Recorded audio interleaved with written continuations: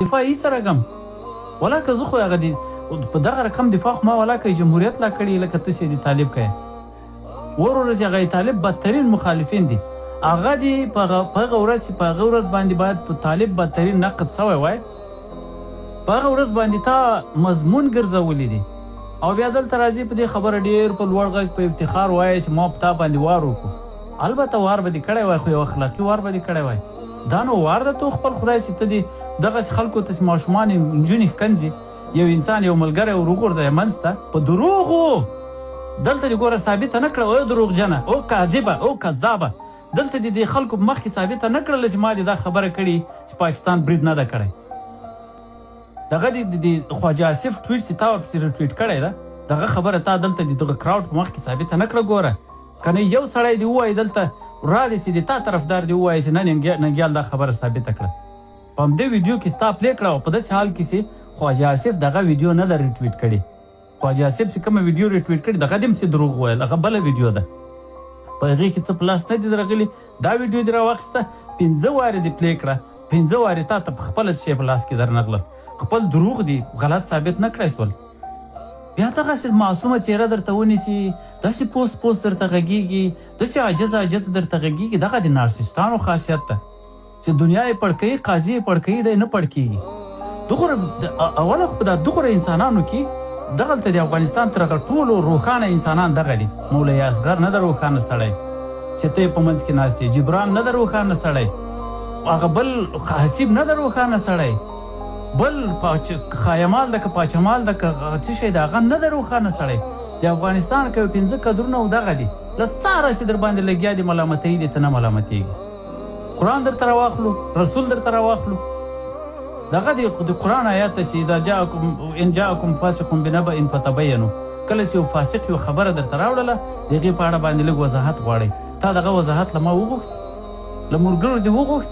چې د قرار رښتیا دا نظر دی دا بمبار نه ده سوی که دا نظر نه ده ستا د یو فاسق خبره پسې ریټویټ کړه بیا د آیسای روایتګر ما بولې او د آیسای ټویټونه ته خلکو ته سند ګرځئ عجب قضاوت ده د آیسای د خواجه آصف ټویټونه دی د سند په حیث باندې ریټویټ کوي او د آیسای دغه زه یم د روایت تقویه کوونکی زه یم د آیسای 40 کلنه پروژه دی جسټیفای کوي نارملایز کوي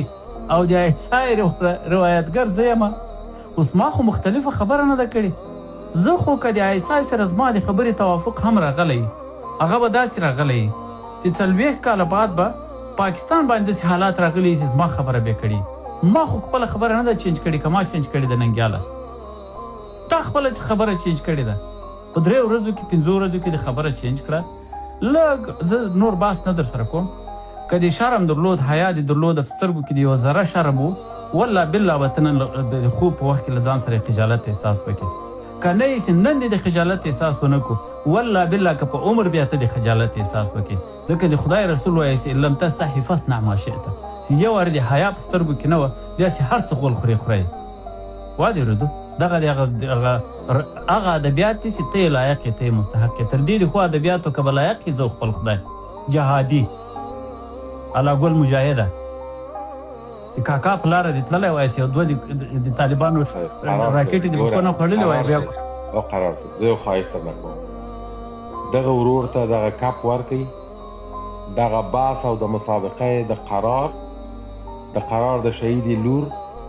د افغانو سرتیرو په مقابل کې وګټله جمهوریت د ملامت کو جمهوریت فاسق او غلط و قرار غلط دی د ایسای جاسوس دی د قرار لور دې ملامت کړه موږ دې ملامت اوس ورشه وروره دغه افغانستان د ملا هیبت الله د عمري د عقاني د دې بل نه یې وګټه قرار دې وروره چپه کو تا د مسابقه دا کپ ورکړي ضرورش د ورور قانع شي د قرار د شهید لور او د قرار په مقابل کې د مسابقه ګټلې تا د افغانستان د سرتیرو په مقابل کې ستې ویان وي ګټلې دغه ټول ملامت طالب په حق دی طالب په سړی دی اوس ورشه وروره دغه افغانستان دغه 400 کسان د هیبت الله دغه عمره چې قرار د کېنولی ویډیوګانې ورته نشر کوي دغه هیبت الله ته یو څو خطونه ورولېږه ورته دغه 400 نفرو باره کې څه نظر د عمري ته وایي دغه کاپ وروره زر ورکړئ دې ورور ته چې دغه مسابقه وګټي مخکې یې وایي قرار لاړ وتښتېد ما دا مسابقه په وګټله موږه تور لګوي هیبت الله ته مشورې ورکوي خو دغه مشورې ما ته راکړه په هیبت الله تور ولګوه په هیبت الله تور ولګوه تور مه پرې لګوه هغه ته مشوره ورکړه ما ته مشوره راکړه په ما تور لګوي هغه د عیسی سپي ته چې پرون په رڼا ورځ له کوټې راواوښت له کوچلاغه راغی هغه ته مشورې ورکوي